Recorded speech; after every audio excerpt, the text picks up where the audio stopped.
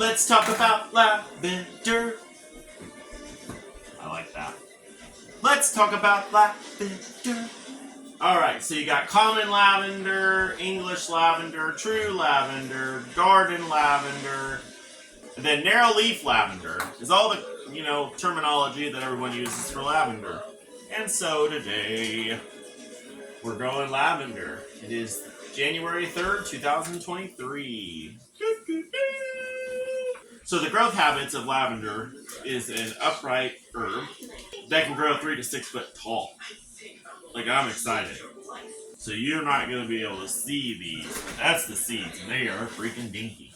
So when the lavender starts to bloom, it'll be on 2 to 3 inch spikes, and they're purple flowers, which is kind of pretty. It's tolerant to low temperatures, wet winters, and dry summers. So that's pretty impressive. So they originate from the Mediterranean.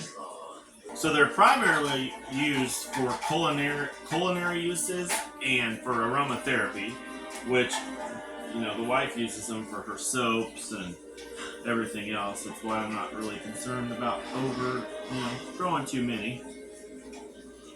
And then, she makes the oil and all that business. And soap and scent waxes out of them. That one went really fast. I'm mildly impressed that went that easy.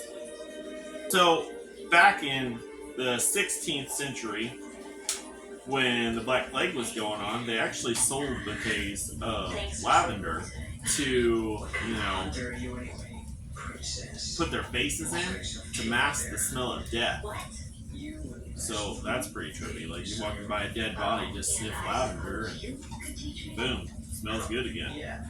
I'm struggling with this bag. This is why I like paper instead of plastic. Plus, better for the environment.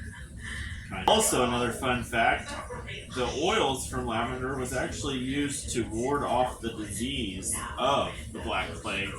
They thought that at that time that using the oils would in fact, keep them from getting the disease. So that's impressive as well. So the preference for lavender is, of course, going to be well-drained soil that is, being from the Mediterranean, but it's well-drained soil that's sandy and rocky, and it likes to grow in full sun. If you're growing on the side of a cliff, that's going to be full sun. So when you go to plant these, we're going to mist them. And then for the first week, so during germination, of course, we want to keep them moist, but the first week after transplant, you're going to want to keep these fairly moist. I know you just said, that it's, they like well-drained soil. Now, the first week until they establish roots, they want to be moist. Once they establish roots, you can just stop watering them.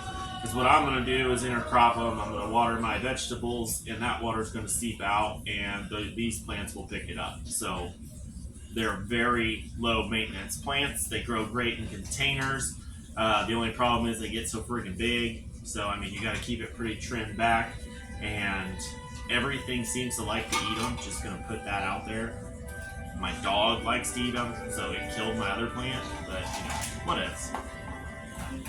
Alright, guys, so that's what we're going to talk about on planting lavender today and how to grow lavender from seed. This is the beginning of the germination. If you guys want to see any more updates on this, go ahead and hit that subscribe button, and I'll see you in the next one.